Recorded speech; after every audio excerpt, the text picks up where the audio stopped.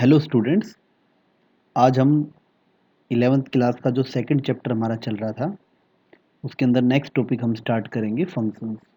ठीक है, दो टॉपिक हम इसके अंदर ऑलरेडी पढ़ चुके हैं। सबसे पहले हमने पढ़ा कार्टेशियन प्रोडक्ट, फिर हमने पढ़ा रिलेशन। ठीक है, जैसे इस चैप्टर के नंबर के अंदर दो टॉपिक मेंशन किए गए, रिलेशंस एंड फंक्शंस, तो उसका जो नेक्स्ट टॉपिक अब आ जाता है फंक्शंस। ठीक है, तीनों टॉपिक आपस में कनेक्टेड है। सबसे पहले आपने किसी दो सेट का कार्टेशियन प्रोडक्ट पढ़ा।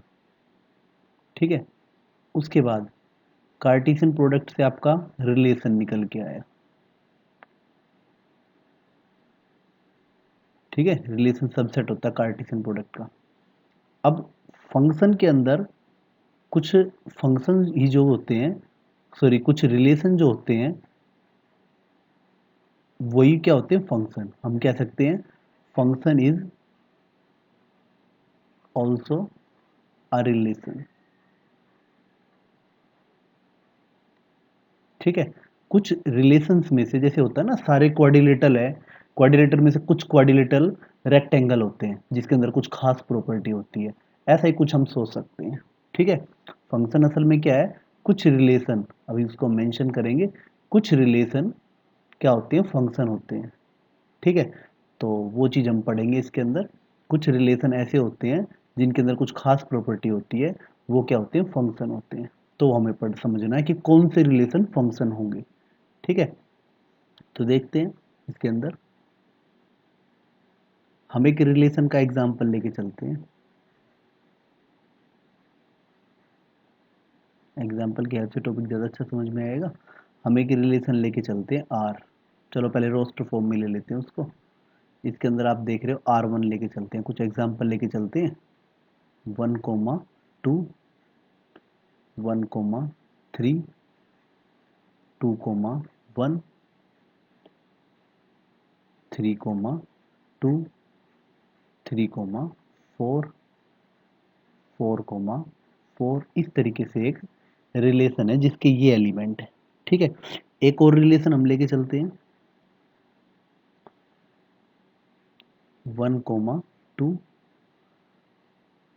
2,2, 3,4, 4,5 एंड 5,7।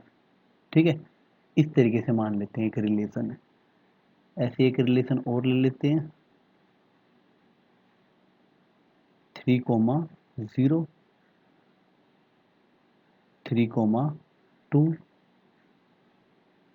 2,-1, 3,-2, 4,3। इस तरीके से हमने एक रिलेशन और ले लिया। तो आपके सामने यहाँ पे तीन रिलेशन है। ठीक है, अब मैं आपको एक डेफिनेशन बताता हूँ, फंक्शन की डेफिनेशन रिलेशन की टर्म्स में। फंक्शन असल में क्या है, a function is a relation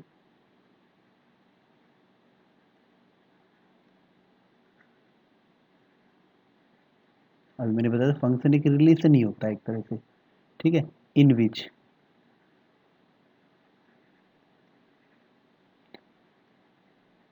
every element in domain.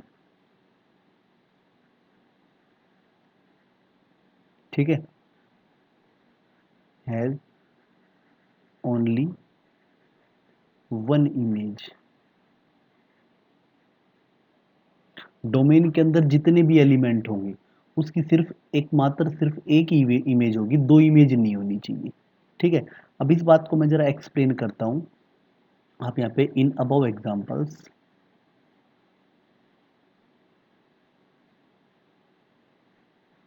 आप देखोगे R1 के अंदर। ठीक है ना, इन R1, पहले मैं R1 की बात करता हूँ। R1 के अंदर आप देखोगे क्या किसी एलिमेंट की दो इमेज है, हम देखते हैं। मैंने बताया था X जो ऑर्डर्ड पेयर के अंदर ये पहला जो एलिमेंट है, इस एलिमेंट की ये वाला एलिमेंट इमेज होती है, इस वाले की ये क्या होती है, इमेज होती है। ठीक है, आपको ध्यान होगा। तो 1 की इमेज 2 है और 1 की इमेज 3 भी है, तो इसका मतलब ये फंक्शन नहीं है। इन R1 क्या दे रखा है, जो R1 1 पे अप्लाई होता है तो इसका आंसर क्या आता है 2। मैंने बताया था इसको इस तरीके से भी लिखा जा सकता है। और R1 जब 1 पे अप्लाई होता है तो उसका आंसर 3 भी होता है। तो दैट इम्प्लाइज क्या है, 1 हैज़ 2 इमेजेस। वैसे 3 की भी 2 इमेजेस है, ठीक है। 1 हैज़ 2 इमेजेस, कौन कौन सी, 2 एंड 3, ठीक है। जो रिलेशन R1 के अंदर 1 की कितनी इमेज है, 2 इमेज आ रही है, तो दैट इम्प्लाइज हम कह सकते हैं R1 is not a function. Relation तो है ही, इसमें कोई डाउट नहीं है, पर ये फंक्शन नहीं है, ठीक है। बात आई समझ में। रोस्टर फॉर्म से हम इस तरीके से किसी रिलेशन का, क्या कोई रिलेशन फंक्शन है या नहीं, ये हम पता लगा सकते हैं रोस्टर फॉर्म के अंदर, ठीक है। उसके बाद शुरुआती डेफिनेशन हमारी रोस्टर फॉर्म से ही कनेक्टेड है। इन R2 के अंदर देखते हैं, ठीक है। क्या है देखते हैं, 1 की इमेज 2 है, हम एक बार चेक करते हैं। डोमेन, ये पहले वाले सारे डोमेन के ही एलिमेंट होते हैं, ठीक है, पहला कंपोनेंट। तो चेक करते हैं, 1 की इमेज 2 है, 1 कहीं और नहीं आ रहा, चलो 2 की इमेज 2 है, कोई बात नहीं। 2 की कोई और इमेज तो नहीं है, नहीं है। 3 की इमेज खाली क्या है, 4 है, कोई और इमेज नहीं है। 4 की इमेज 5 है, कोई और इमेज नहीं है। 5 की इमेज 7 है। तो किसी भी एलिमेंट की 2 इमेज नहीं है। इन R2 एवरी एलिमेंट किसके, ऑफ डोमेन हैज ओनली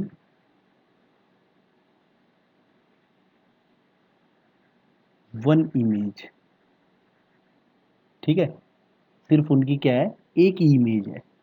तो दैट इम्प्लाइज क्या हो जाएगा, R2 is a function. R2 क्या हो जाएगा, फंक्शन हो जाएगा, ठीक है। बेसिक बात समझा रहा हूँ, एक एक छोटी छोटी बात को आप समझ के चलना, उतनी आपकी चैप्टर के अंदर, इस टॉपिक के अंदर अच्छी पकड़ बनेगी, ठीक है। 12th में भी ये चैप्टर काम आता है। R3 के अंदर, ठीक है। R3 के अंदर आप देखोगे 3 की इमेज 0 है, और 3 की इमेज 2 भी है, बल्कि 3 की इमेज क्या है, -2 भी है। तो 3 की 3 इमेज दे रखी है, तो इसका मतलब R3 भी फंक्शन नहीं है। ये भी क्या है, फंक्शन नहीं है, नॉट फंक्शन। तो इस तरीके से रोस्टर फॉर्म से आप पता लगा सकते हो कि कोई रिलेशन फंक्शन है या नहीं है, ठीक है। बात आई समझ में। आपको पिछला टॉपिक, रिलेशन का टॉपिक क्लियर होना चाहिए, आपको पता होना चाहिए कि किस एलिमेंट को इमेज बोलते हैं। ये बाद वाला इमेज होता है, बाद वाला ऑर्डर्ड पेयर का कम ये इमेज होता है, ये एलिमेंट है। इस एलिमेंट की ये क्या इमेज है, तो 3 की इमेज 0 भी है, 3 की इमेज 2 भी है। इसको ऐसे भी लिख सकते हैं, ठीक है। अगर मैं R3 के अंदर बात करता हूं, तो R3 के अंदर आप देखोगे कि इन R3, लिख के दिखा देते हैं चलो इसको भी। इन R3 क्या है, R3 अगर 3 पे अप्लाई होता है तो उसके आंसर क्या क्या आ सकते हैं, उसका आंसर 0 भी आ रहा है, ठीक है। R3 3 पे अप्लाई होता है तो उसका आंसर 2 भी आ रहा है। R3 जब 3 पे अप्लाई हो रहा है तो उसका आंसर -2 भी आ रहा है। तो आप देख रहे हो कि एक इनपुट के तीन तीन अलग अलग आउटपुट है, ठीक है। तो दैट इम्प्लाइज क्या हो जाएगा, R3 is note a function. Relation तो है, पर ये रिलेशन फंक्शन नहीं है, ठीक है। बात क्लियर बिल्कुल अच्छे से। तो इसी चीज को हम अलग अलग तरीके से देखेंगे। अब नेक्स्ट, अगर इसी बात को मैं एरो डायग्राम से बात करूं, के हिसाब से बात करूं, ठीक है ना, in terms of arrow diagram,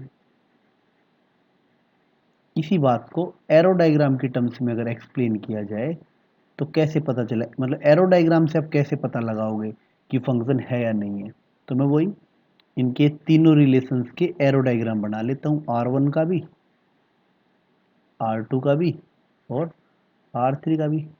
बड़ी आराम से आप इनके एरो डायग्राम बना सकते हो, ठीक है।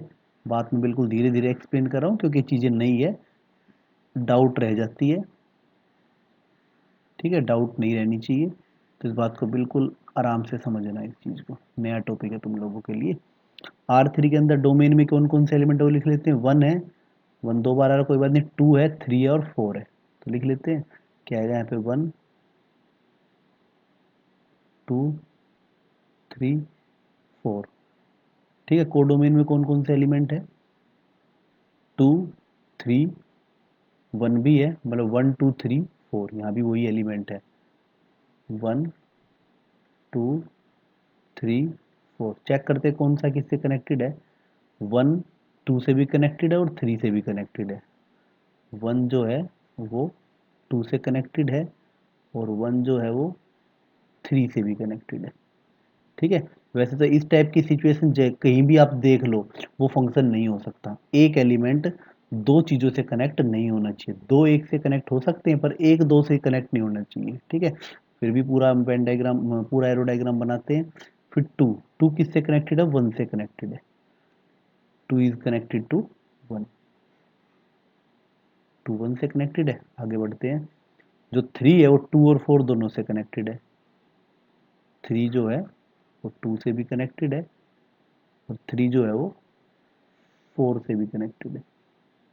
ठीक है, थ्री टू से भी कनेक्टेड है और थ्री फोर से भी कनेक्टेड, और फोर फोर से कनेक्टेड है। चलो भाई, ठीक है। तो यहाँ पे आप एक बात देख पा रहे हो कि जो एलिमेंट वन है, एरो डायग्राम से पता चल जाता है कि इसकी कितनी इमेज है। ठीक है, अगर आप यहाँ पे देखोगे जो हमारे पास ये एलिमेंट वन है, इसकी भी दो इमेज है, दो ब्रांच निकल रही है वन से, तो इसका मतलब इसकी भी दो इमेज है। और जो एलिमेंट थ्री है, यहाँ से भी दो ब्रांच निकल रही है, तो इसका मतलब इसकी भी कितनी इमेज है, दो इमेज है। इसका मतलब ये फंक्शन नहीं है, नॉट फंक्शन। ठीक है, अब हम R2 को देखते हैं, R2 के अंदर क्या है, एक बार करते हैं उसको भी। R2 के अंदर वही one two three four five भी है, one two three four five. इसकी जो डोमेन में जो एलिमेंट है वो है one two three four five. ठीक है, और रेंज में कौन कौन से एलिमेंट है, रेंज में एलिमेंट है टू फोर फाइव सेवन। ठीक है, तो हम लिख लेते हैं यहाँ पे कितना आएगा, टू फोर फाइव सेवन, ये आएगा। ठीक है, किसकी क्या क्या इमेज है, वन की टू और टू की भी टू, वन की इमेज टू। ठीक है, और टू की इमेज भी टू, मतलब वन भी टू से कनेक्टेड है, टू भी टू से कनेक्टेड है। ठीक है, उसके बाद थ्री फोर से कनेक्टेड है, फोर फाइव से है और फाइव सेवन से है, थ्री फोर से। ठीक है, फोर फाइव से और फाइव सेवन से। ठीक है, तो इस टाइप की सिचुएशन देखो कहीं भी नहीं आ रही है इसके अंदर, ये सिचुएशन कहीं भी नजर नहीं आ रही है आपको कि एक एलिमेंट से दो ब्रांच निकल रही हो। ठीक है, तो ये वाला देख के मत क्या देना, देखो यहाँ क्या है, ब्रांच क्या है, यहाँ पे दो एलिमेंटों की अ, एक इमेज हो सकती है पर एक एलिमेंट की दो नहीं हो सकती। इस तरीके से दो ब्रांच नहीं निकलनी चाहिए। दो ब्रांच का मतलब ये क्या हो जाएगा, एक एलिमेंट है उसकी दो इमेज हो जाएगी, ऐसा नहीं होना चाहिए। पर ये हो सकता है, ऐसी सिचुएशन हो सकती है। इसका मतलब तो क्या है, दो एलिमेंटों की एक इमेज है, वन की इमेज भी टू है, टू की इमेज भी टू है, ऐसा हो सकता है। ठीक है, तो ये क्या हो जाएगा, यहाँ पे फंक्शन हो जाएगा, दिस इज फंक्शन। तो एरो डायग्राम का यूज करके भी हम फंक्शन का पता लगा सकते हैं। बाकी डेफिनेशन वही है, एक एलिमेंट की दो इमेज नहीं होनी चाहिए। ठीक है, बात क्लियर आपको अच्छे से। अब देखो, अब इसके अंदर एक एग्जाम्पल दे रखा है, तो एग्जाम्पल 10, बात सारी यही है। तो इसके अकॉर्डिंग हम एक बार देखते हैं कि क्या ये रिलेशन पिछली एक्सरसाइज से रिलेटेड ही है। एक रिलेशन दे रखा है, पता लगाना है। पहली बात तो इसका डोमेन, कोडोमेन और रेंज लिखो, फिर पता बताओ ये फंक्शन है या नहीं है। हम उसको एक्सप्लेन करते हैं अभी। तो हमें क्या दे रखा है, सोल्यूशन करते हैं इसका। एक रिलेशन है आर, जो नेचुरल नंबर से नेचुरल नंबर पे डिफाइन है। ठीक है भाई, चलो आगे बढ़ते हैं। आर कैसे डिफाइन कर रखा है, R is equals to x comma y such that y is equals to two x. और क्या दे रखा है, x comma y belongs to N, ये इसके अंदर आएगा। ठीक है। अब इस रिलेशन को हम रोस्टर फॉर्म में चेंज करते हैं, तो डोमेन रेंज फाइंड करनी है तो तभी हो पाएगा। तो रिलेशन को इसको हम रोस्टर फॉर्म में चेंज करते हैं, तो x इनपुट डालते जाओ, y फाइंड करते जाओ। y वाला कंपोनेंट x का कंपोनेंट का ट्वाइस है, तो अगर x 1 होगा तो y 2 हो जाएगा। ठीक है, इस रिलेशन के अंदर वैल्यू पुट करते जाओ। y अगर x अगर 2 होगा तो y कितना आएगा, 4 आएगा। x अगर 3 होगा तो y कितना आएगा, 6 आएगा। x अगर 4 होगा तो y कितना आएगा, 8 आएगा। तो आप देखोगे किसी भी एक एलिमेंट की दो इमेज पॉसिबल ही नहीं है यहाँ पे। ठीक है, ऐसा नहीं हो सकता 4 के दो आंसर आ जाए, ऐसा पॉसिबल ही नहीं है। तो चलो इसकी हम डोमेन रेंज लिखते हैं। इसकी डोमेन क्या हो जाएगी, इसकी डोमेन आ जाएगी x वाला कंपोनेंट 1 2 3, ये इसकी डोमेन मतलब नेचुरल नंबर का सेट हो जाएगा। उसके बाद रेंज, रेंज इसकी आ जाएगी 2 4 6 and so on, even natural number. और कोडोमेन, तो नेचुरल नंबर हो, ये कोडोमेन हमेशा ये वाला सेट होता है। ठीक है, ये इसकी कोडोमेन हो जाएगी। अब ये पूछा है क्या ये रिलेशन फंक्शन है, बिल्कुल yes, this relation is function because, ठीक है, every element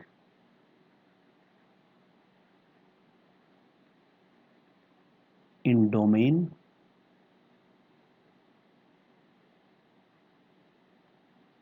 has only one image, एक ही इमेज है बस उसकी, इसलिए क्या हो जाएगा, रिलेशन फंक्शन हो जाएगा। ठीक है, इस तरीके से हम और भी एग्जांपल फंक्शन से रिलेटेड हम समझ सकते हैं, हम कर सकते हैं। ठीक है, अब फंक्शन के लिए वैसे तो फंक्शन कुछ भी हो सकता है, पर कुछ खास रिलेशन है वो हमेशा फंक्शन होते हैं। मैं उसके बारे में थोड़ा सा एक्सप्लेन करता हूँ। जिन रिलेशन के अंदर y इक्वल टू, यहाँ पे इधर x की टर्म्स दे रखी हो, मतलब y की वैल्यू x की टर्म्स में फाइंड की जा सकती हो, वो हमेशा क्या होगा, फंक्शन होगा। ठीक है, एक बात आप अच्छे से नोट कर लेना, नोट, कुछ रिलेशंस की बात कर रहा हूं मैं। R1 कुछ इस तरीके से हो, x कोमा वाई, ठीक है, सच दैट y की वैल्यू x की टर्म्स में दे रखी हो, एक्स स्क्वेयर प्लस 7 ऐसे दे रखी हो।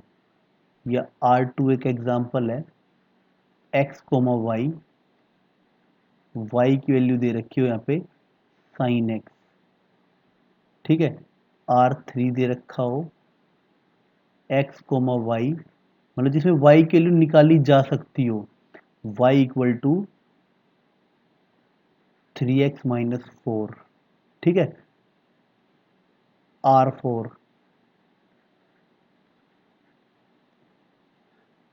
X square plus y plus 15 equal to 0 ऐसे दे रखा हो, तो यहाँ से y की वैल्यू निकाली जा सकती है। दैट इंप्लाइज y की वैल्यू कितनी आ जाएगी, -15 माइनस एक्स स्क्वेयर, ये भी ठीक है।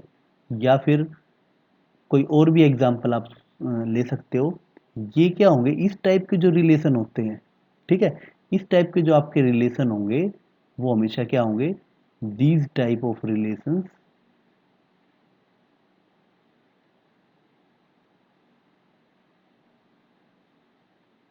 Are always function,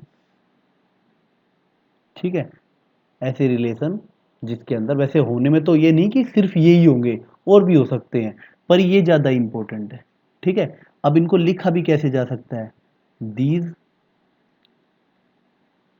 can be written as, इनको ऐसे भी लिखा जा सकता है, जैसे फर्स्ट को R1x equal to x square plus 7, ऐसे होता है ना। R1x इक्वल टू वाई के इक्वल होता है, और y किसके इक्वल है, इसके इक्वल है। मतलब मैं ऐसे लिख सकते हैं, इसको मैं और एक्सप्लेन करूं, R1x वाई के इक्वल है और y किसके इक्वल है, एक्स के प्लस 7 के इक्वल है। दैट इंप्लाइज हम कह सकते हैं r1x equal to x square plus 7। ठीक है, ज़्यादातर आप फंक्शन इसी फॉर्म में पढ़ोगे, ये रिलेशन की तरह फंक्शन नहीं पढ़ोगे आगे जाके। ज़्यादातर फंक्शन आप इसी फॉर्म में पढ़ोगे, एक्स के ऊपर अप्लाई हो रहा होगा, वो आया किस वजह से, वो इस वजह से आया है। ऐसे ही जो दूसरा रिलेशन है r2x y के इक्वल, और y किसके इक्वल है, साइन एक्स के इक्वल है, तो इसको आप इस तरीके से पढ़ सकते हो कि r2x is equal to sine x. ठीक है, ज़्यादातर ये r वर्ड भी यूज नहीं होगा, अब आगे से क्या होगा, f यूज होगा फंक्शन के लिए, f यूज कर सकते हैं, g यूज कर सकते हैं, स्मॉल लेटर हम यूज करेंगे। ठीक है, कैपिटल भी यूज कर सकते हैं, वैसे ऐसा कुछ नहीं है, पर बना यहीं से है ये r3x equal to y which is equal to 3x minus 4। तो इस थर्ड रिलेशन को फंक्शन के रूप में इस तरीके से लिखा जा सकता है। ऐसे ही फोर्थ रिलेशन को भी लिखा जा सकता है। ये इंपॉर्टेंट चीज है, आगे से हम फंक्शन को, ठीक है, कुछ इस तरीके से पढ़ेंगे, how to right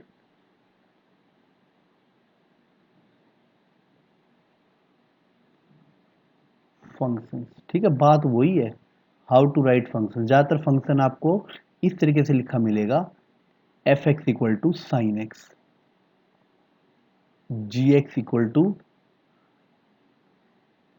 sign square x plus cos x.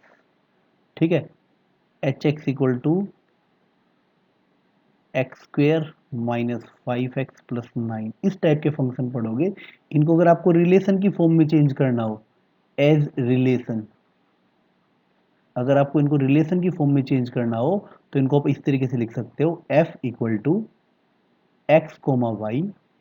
ठीक है, या इनको रोस्ट सेट बिल्डर फॉर्म में लिखना हो, x comma y such that, क्या दे रखा है, रिलेशन क्या है, y is equal to sine x. ठीक है, इस बात का और इस बात का एक ही मतलब है, पर रिलेशन की टर्म्स में इनको हम ऐसे पढ़ेंगे। ऐसे इसको कैसे लिखोगे, g इक्वल टू, ठीक है, r की जगह एफ जी हो गया अभी, x comma y such that y is equal to sine square x plus cos x. इन बातों को जरा ध्यान से समझना, काम की चीज है ये। ठीक है, एज ए रिलेशन इसको ऐसे लिखा जाता है, और एज ए फंक्शन की जो स्टैंडर्ड फॉर्म है उसको इसके ऐसे लिखा जाएगा, पर ज़्यादा अब हम फंक्शन को इस तरीके से अब हम पढ़ेंगे। ठीक है, तो उम्मीद है टॉपिक आपको समझ में आया होगा। अब कुछ एग्जाम्पल और देख लेते हैं। एग्जाम्पल सॉरी 11, आपको बताना कौन सा फंक्शन है या नहीं है। मैं यहीं से चेक कर लेता हूँ। फर्स्ट पार्ट के अंदर क्या है, 2 की इमेज 1 है, 3 की इमेज भी 1 है, 4 की इमेज 2 है। तो किसी भी, देखो 2 की सिर्फ एक इमेज है और कहीं 2 की कोई इमेज नहीं है, तो क्या हो जाएगा, फर्स्ट पार्ट के अंदर आर क्या हो जाएगा, आर इज फंक्शन। ठीक है, सेकंड पार्ट, 2 की इमेज 2 है और 2 की इमेज 4 भी है, एक एलिमेंट की दो इमेज आ गई, तो यहाँ पे क्या हो जाएगा, R is not function, R function नहीं है, बिकॉज क्या दे रखा है इसके अंदर, R2 जो है वो 2 के इक्वल भी है और R2 जो है वो 4 के इक्वल भी है।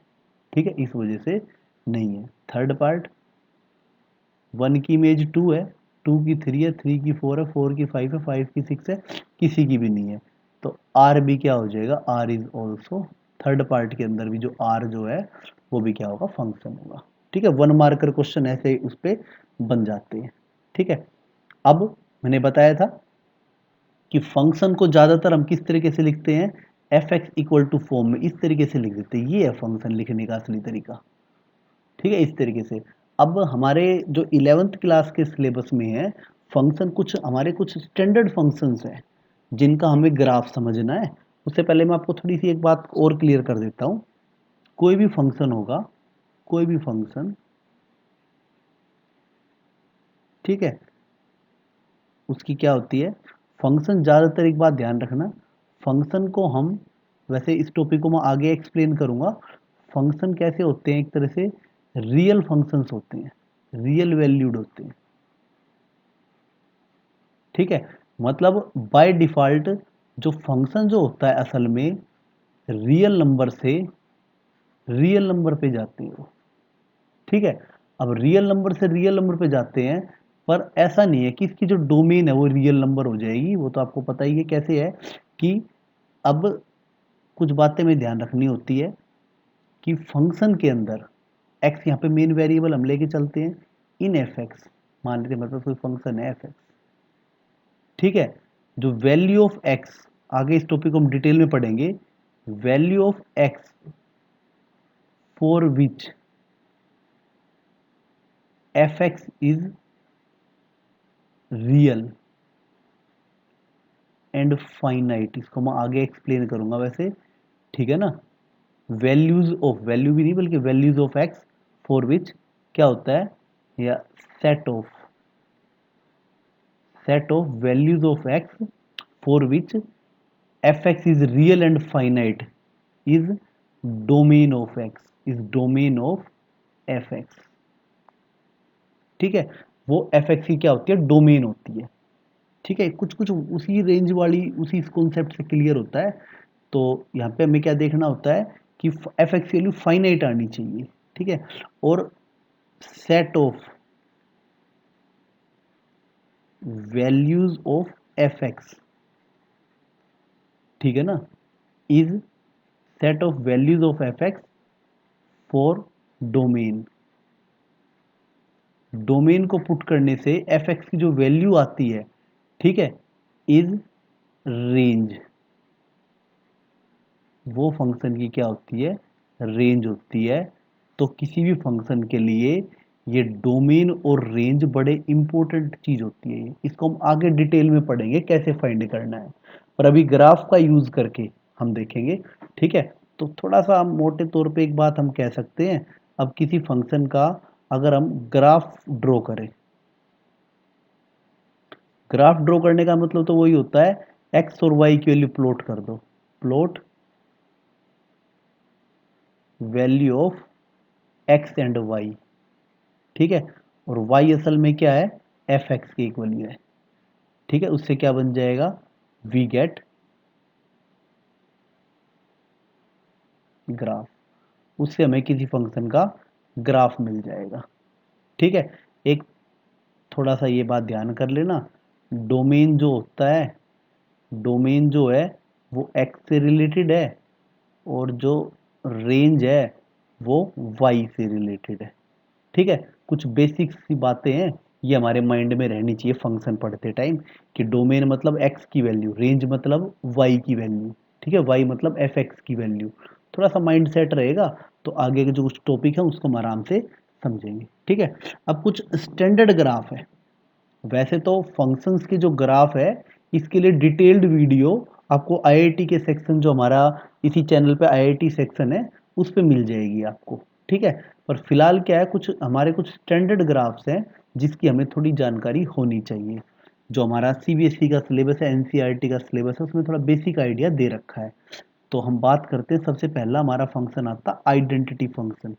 Identity function f x equal to f x जो होता है, इसको बोलते हैं आइडेंटिटी फंक्शन।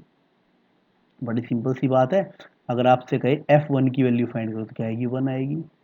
एफ टू की वैल्यू क्या आएगी, टू आएगी। एफ थ्री की वैल्यू क्या आएगी, थ्री आएगी। एफ माइनस टू की वैल्यू क्या आएगी, माइनस टू आएगी।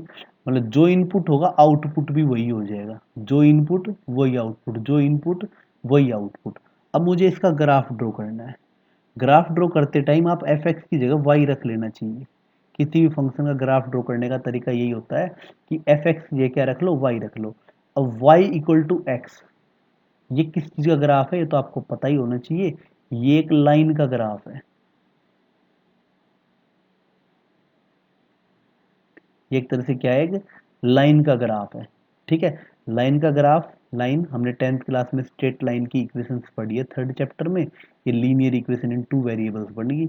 तो यहाँ से इसका ग्राफ ड्रॉ करने के लिए आपको अच्छे से पता है, लाइन का ग्राफ ड्रॉ करने के लिए तो एक्स को जीरो पुट कर लो, वाई जीरो आ जाएगा, एक्स को वन पुट कर लो, वाई वन आ जाएगा।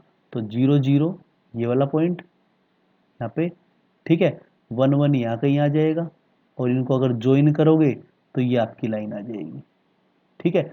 ये एक तरह से हमारे पास ग्राफ किस चीज़ का ग्राफ हो गया, f x equal to x का ग्राफ, ठीक है। इसको फंक्शन के रूप में समझूं तो इसका ग्राफ आ जाएगा ये, ठीक है। तो यहाँ से एक बात क्लियर है। अब इसकी ग्राफ का यूज करके हमें इसकी डोमेन फाइंड करनी आनी चाहिए।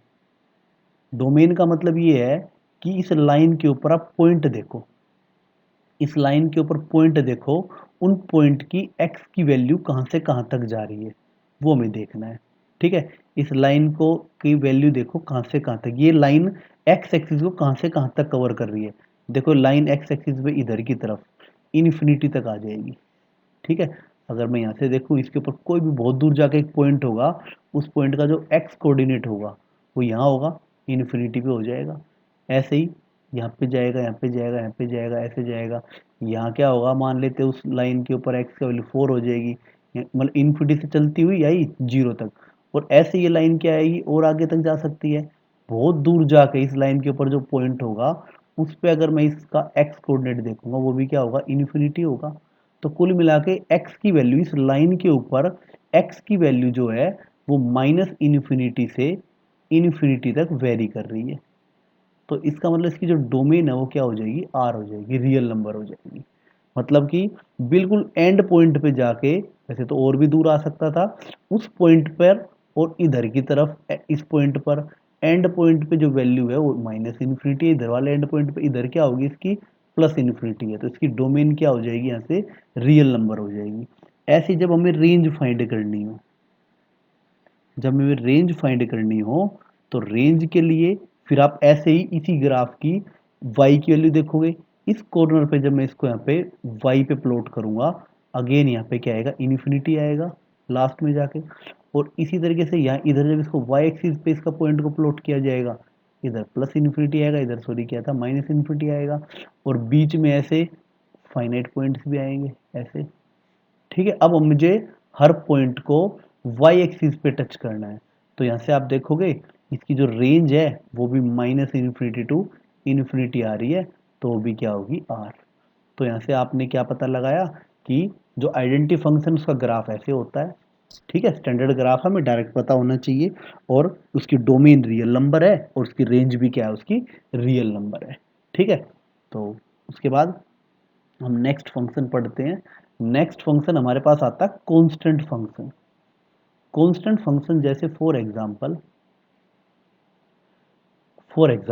हम जो भी वैल्यू पुट करें यहाँ पे, ठीक है, हम जो भी वैल्यू पुट करें आंसर उसका फिक्स हो, जो भी इनपुट डाले।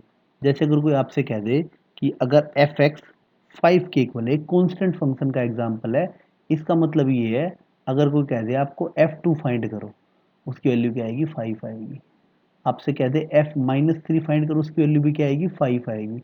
F0 फाइंड करो, उसकी वैल्यू भी क्या आएगी, 5 आएगी।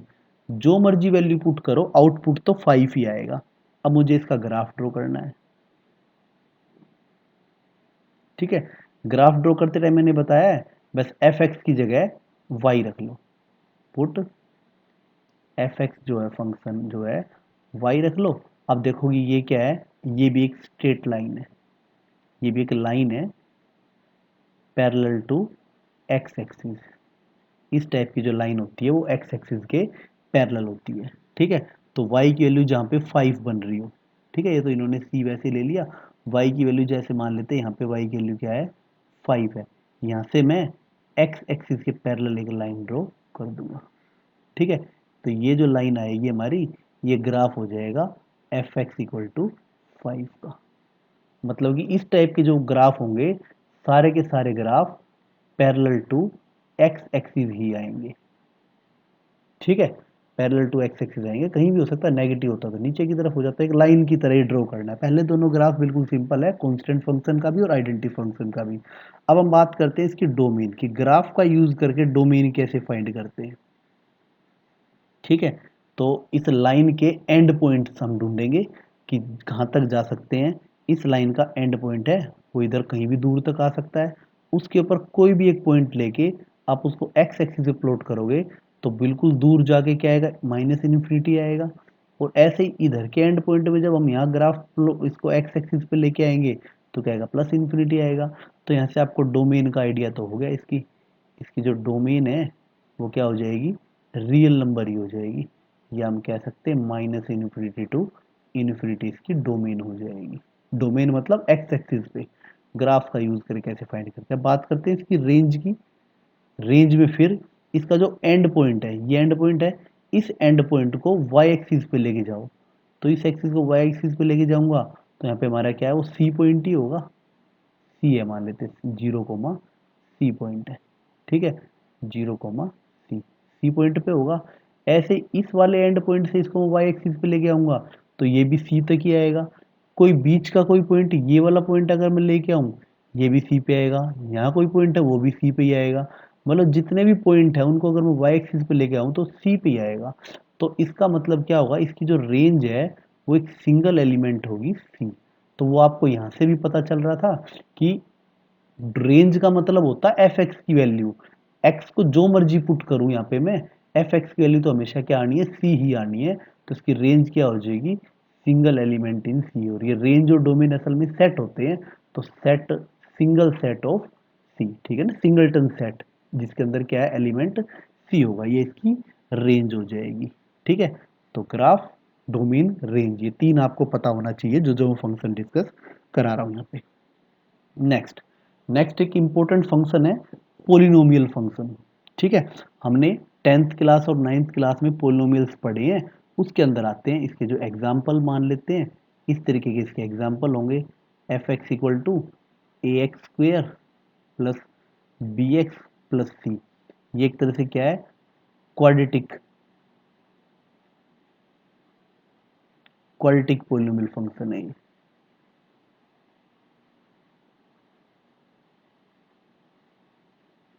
ठीक है, ऐसे ही मान लेते हैं जी एक्स है, वो हो a x cube plus b x square plus c x plus d. ये क्या है, क्यूबिक पोलिनोमियल फंक्शन है। पोलिनोमियल फंक्शन मुझे ज़्यादा एक्सप्लेन करने की जरूरत नहीं है। जो आपने 9th और 10th क्लास में पोलिनोमियल्स, एक्स की पावर जिसके अंदर क्या हो, नेचुरल नंबर हो या होल नंबर हो, वो सारे क्या होते हैं, पोलिनोमियल्स ही होते हैं। ठीक है, पीछे हमने जो फंक्शन पढ़े हैं, एक बात नोट कर लेना, नोट कि जो हमारे आइडेंटिटी फंक्शन है, identity and constant functions are also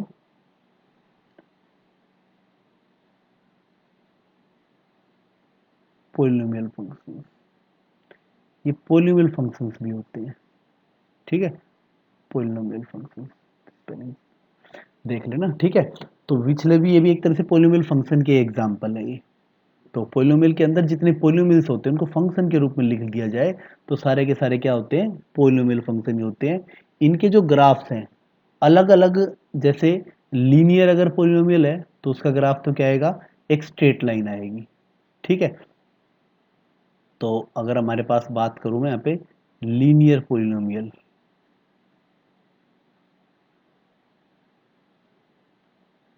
linear polynomial है वो इस तरीके का होगा, f x equal to a x plus b. ठीक है, अगर मैं इसके ग्राफ की बात करूं तो इसका ग्राफ क्या आएगा, y equal to a x plus b. तो इसका ग्राफ आ जाएगा स्ट्रेट लाइन। इसका ग्राफ क्या आएगा, स्ट्रेट लाइन। आपको ध्यान होगा जो हमारा जो कांस्टेंट आइडेंटिटी पोलिनोमियल है वो लीनियर पोलिनोमियल तो था एक तरह से, उसका ग्राफ क्या है, स्ट्रेट लाइन आई। अब दूसरा आता है क्वाड्रेटिक पोलिनोमियल। क्वाड्रेटिक पोलिनोमियल इस तरीके का होगा, f x is equal to a x square plus b x plus सी।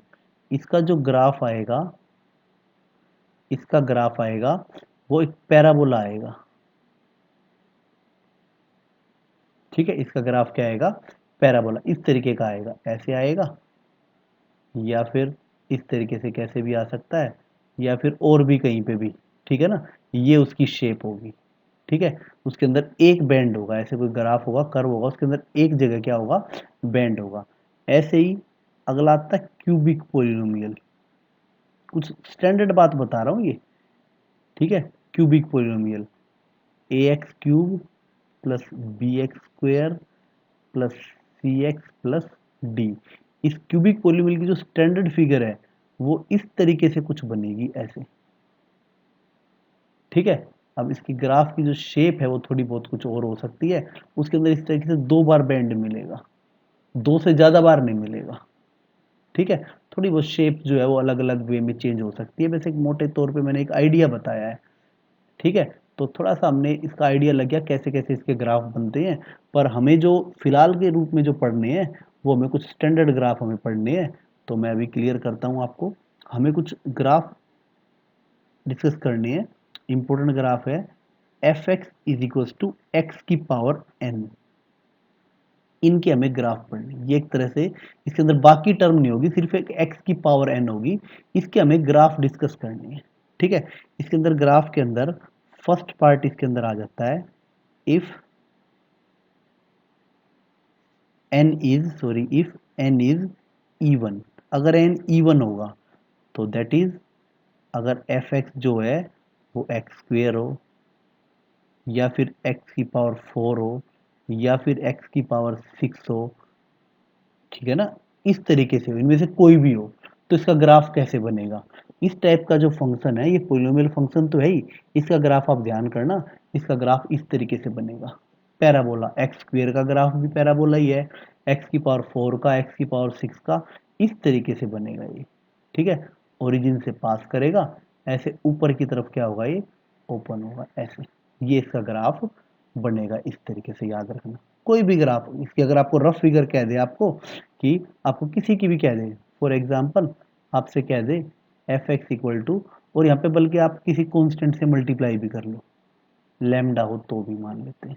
ठीक है, फॉर एग्जांपल आपसे कह दे 5x स्क्वेयर का ग्राफ ड्रॉ करो। ठीक है, तो आप इसका ग्राफ देखते ही आपको एक रफ फिगर का आइडिया लग जाएगा। इसका ग्राफ इस तरीके से बनेगा ऐसे। ठीक है, पावर के हिसाब से जिसकी जो विंग्स है वो कितनी खुलेगी कितनी नहीं खुलेगी वो डिपेंड करती है। आपसे कह दे, मान लेते हैं 6x की पावर 8, इसका ग्राफ ड्रॉ करो। इसका ग्राफ भी कैसे बनेगा, रफ फिगर के हिसाब से देखें तो इसका ग्राफ भी ऐसे ही बनेगा, इसी तरीके से बनेगा इसका ग्राफ भी। ठीक है, तो अब इस टाइप का जो फंक्शन है, ठीक है, इसका जो फंक्शन है, इसकी मुझे ग्राफ तो बनाना आ गया। अब मुझे इसकी डोमेन पता लगानी है। इसकी डोमेन क्या होगी, देखते हैं। डोमेन का तरीका वही है, इसके ऊपर सारे पॉइंट जितने भी पॉइंट है उन सभी पॉइंट को एक्स पे प्लॉट कर दो। तो इन्हीं सभी पॉइंटों को अगर मैं एक्स पे प्लॉट करूं तो किसी भी हाल में जीरो से नीचे तो नहीं जा पाएगा ये। सॉरी, ये तो मैंने वाई पे प्लॉट कर दिया, सॉरी, एक्स पे प्लॉट करना है। एक्स। और पैराबोला की एक खास बात होती है, इसकी विंग्स जो है ओपन होती रहती है। तो कहीं ना कहीं जब विंग्स बाहर की तरफ ओपन होती रहेगी तो काफ़ी आगे जाके, जैसे मान लेते मैं यहाँ लेके चलूँ, इसकी विंग्स इस तरीके से ओपन होती रहती है ऐसे। बहुत दूर जाऊंगा तो बाहर ऐसे ओपन होती रहेगी इस तरीके से। तो जितनी दूर जाऊंगा ये इन्फिनिटी की तरफ बढ़ेगा। तो यहाँ से लास्ट में अगर मैं बात करूँ इसकी, तो एक तरह से इसके अंदर क्या आएगा, माइनस इन्फिनिटी तक आएगा ये। और इधर क्या आएगा, ये प्लस इन्फिनिटी। ठीक है, क्योंकि विंग्स जो है इसकी बाहर की तरफ ओपन होती रहेगी। बाहर की तरफ ओपन होगी तो लास्ट में जब दूर जाके कहीं इसके ऊपर पॉइंट आएगा वो क्या आएगा, इन्फिनिटी तक आएगा, पॉजिटिव की तरफ, नेगेटिव तरफ ये। तो हम कह सकते हैं इसकी जो डोमेन है वो क्या हो जाएगी, रियल नंबर हो जाएगी। ठीक है, ग्राफ का यूज करके। और रेंज, इसकी रेंज होगी वो जो मैंने पहले गलती से बता गया था, इसके हर पॉइंट को वाई एक्सिस के ऊपर प्लॉट करो। वाई एक्सिस के ऊपर मैं जब प्लॉट करूंगा इसके हर पॉइंट को, तो कोई भी पॉइंट जीरो से नीचे नहीं जा पाएगा। जीरो तक तो आएगा, जीरो से ऊपर कहाँ तक, ऊपर तो इन्फिनिटी तक, क्योंकि ऊपर तो ये बढ़ ही रहा है, ऊपर की तरफ तो बढ़ ही रहा है, इधर भी ऊपर की तरफ बढ़ रहा है। तो लास्ट में तो क्या आएगा, इन्फिनिटी। तो इसकी जो रेंज जो आएगी इसकी, इसकी रेंज आएगी zero to infinity. Zero include होगा इसके अंदर, ये इसकी रेंज होगी। ठीक है, या इसको मैं कह सकता हूँ कि आर पॉजिटिव और यूनियन में जीरो भी, ये इसकी रेंज हो जाएगी। ठीक है, तो आप ध्यान से समझना, आपको थोड़ा रफली आइडिया तो इनका हो जाएगा कैसे ग्राफ होते हैं, कैसे इनकी क्या इनकी डोमेन होती है, क्या इनकी रेंज होती है स्टैंडर्ड। फिलहाल जितना टॉपिक पढ़ाया जा रहा उसमें ही सीमित रहना।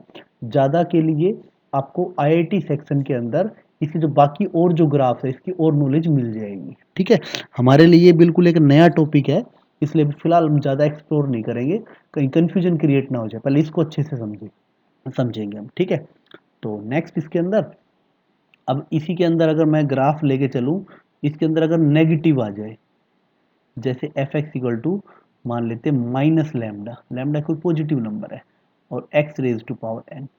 ठीक है, मतलब कि नेगेटिव कोफिशिएंट हो तो क्या होगा, नेगेटिव होने की वजह से सिर्फ क्या होगा बस, और कोई फर्क नहीं पड़ेगा, ये ऊपर की बजाय नीचे ओपन हो जाएगा बस। जैसे for example f x equal to मान लेते हैं -3x², ठीक है, माइनस एक्स स्क्वेयर कह लो, ठीक है, या -4x⁴ कह लो, -2x⁴ कह लो, इस तरीके के जितने भी हैं सबके ग्राफ का क्या बनेंगे, नीचे की तरफ ओपन बनेंगे। ठीक है, अगर आप देखोगे यहाँ पे तो इसके अंदर क्या होगा, नीचे की तरफ ओपन बनेंगे। तो फॉर एग्जांपल किसी एक और एग्जांपल लेके देख लेते हैं हम। जैसे अगर आपसे कह दे f x equal to -7x⁻8, इसका ग्राफ कैसे बनेगा, इसका ग्राफ बनेगा इस तरीके से, नेगेटिव है तो नीचे की तरफ ओपन बनेगा, ऐसे बनेगा इसका ग्राफ। ठीक है, पैराबोला होगा, नीचे की तरफ ओपन होगा।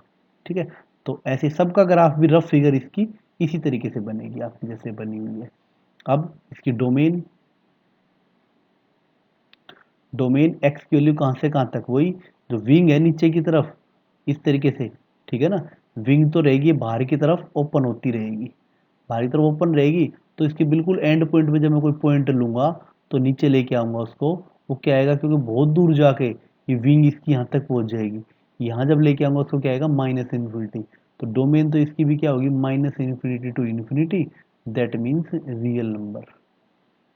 ठीक है, और रेंज इसकी होगी, इसको वाई एक्सिस पे प्लॉट करो, इस बार जिस मर्जी पॉइंट को वाई एक्सिस पे प्लॉट कर लो, वो नेगेटिव वाई की तरफ रहेगा, दूर जाएंगे तो क्या आएगा, ऐसे बहुत दूर जाके माइनस इन्फिनिटी आ जाएगा। इस तरीके से अगर इधर जाओगे इसको तो इन्फिनिटी की तरफ जाएगा, पर जीरो से पॉजिटिव की तरफ कभी नहीं जा पाएगा ये।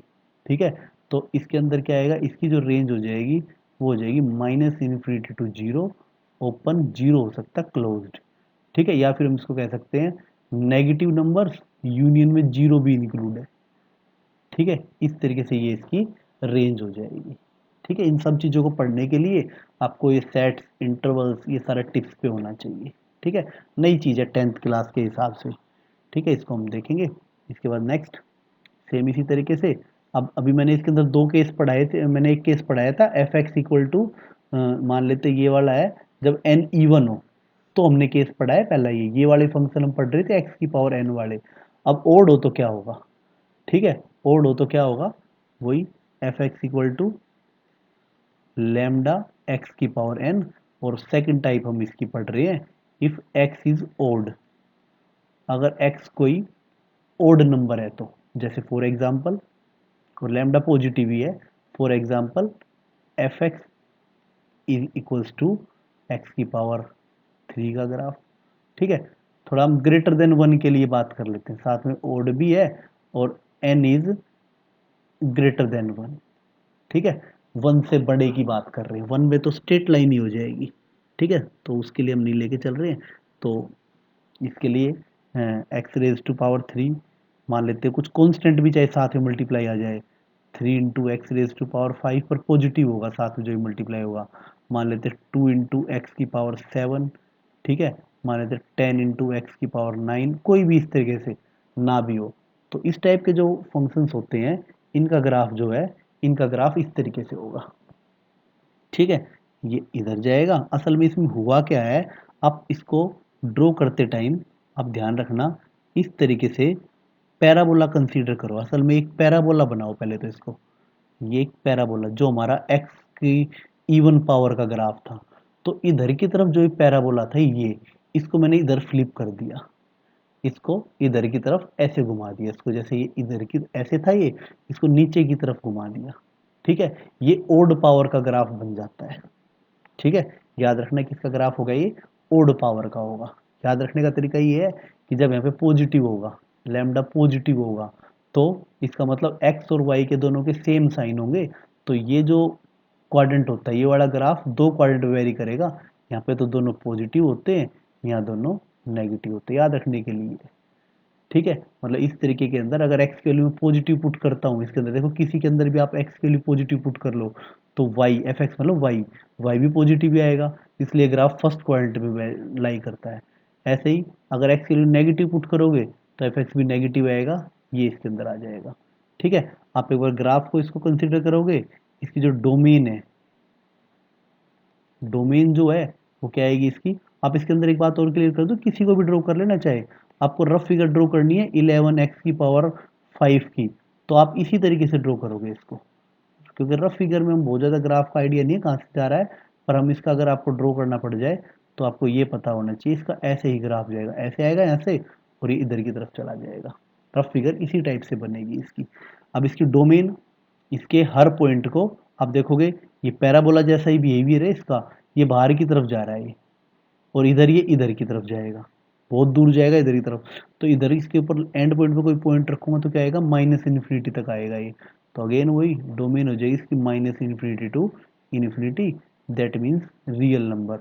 और रेंज भी इसकी, इस वाले की रेंज भी क्या आएगी, रियल नंबर ही आएगी, क्योंकि अब किसी भी पॉइंट को इधर से मैं शुरू करता हूँ, ये अभी इधर आएगा, तो बहुत दूर जाके जब पॉइंट पुट करूंगा तो माइनस इन्फिनिटी पे जाएगा ये, और बीच के सारे पॉइंट देखोगे पूरी वाई एक्सिस इसके अंदर कवर हो जाएगी, इसके अंदर जब मैं पुट करूंगा पूरी वाई एक्सिस इसके अंदर कवर हो जाएगी इन्फिनिटी से। ऐसे ही यहाँ पुट करूंगा तो ये पॉजिटिव इन्फिनिटी की तरफ बढ़ेगा ये। ठीक है, यहाँ पर पॉजिटिव इन्फिनिटी बढ़ूंगा, यहाँ कितना आएगा, इन्फिनिटी।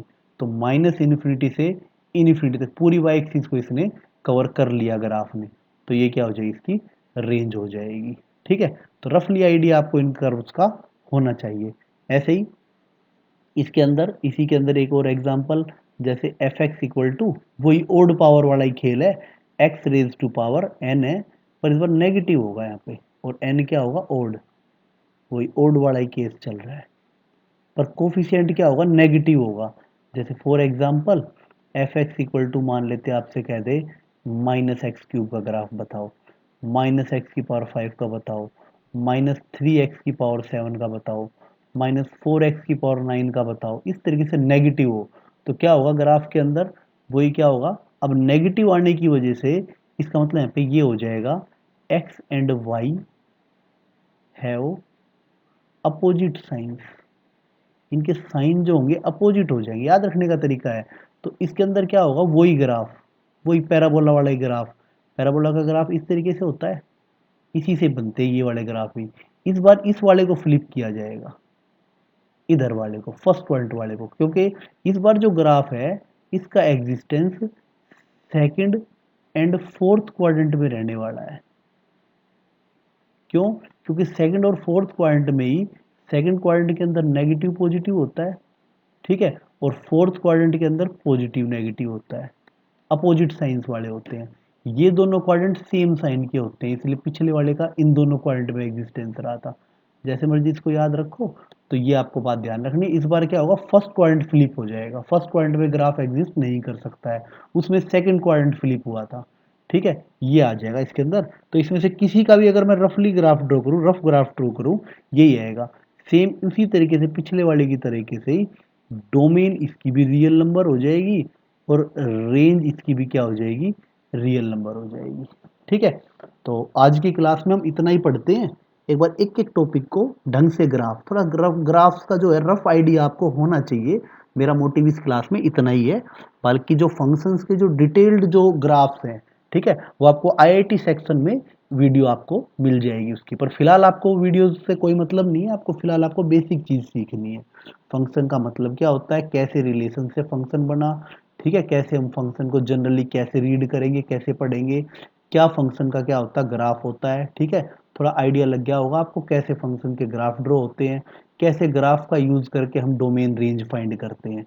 ठीक है, ऐसे क्वेश्चन भी बन सकते हैं, आपको किसी फंक्शन का ग्राफ ड्रॉ करके आपसे पूछ ले इसकी डोमेन रेंज बताओ, तो हम कर पाएंगे बड़ी आराम से। ठीक है, पर एक एक बात जो जो बताई जा रही है इसको आप ध्यान से समझ। थोड़ा सा कुछ बच्चों को टॉपिक डाउटफुल लग सकता है, पर धीरे धीरे जैसे ही चैप्टर पूरा कंप्लीट होगा आपकी सारी डाउट्स क्लियर हो जाएंगी। ठीक है, ओके, थैंक यू।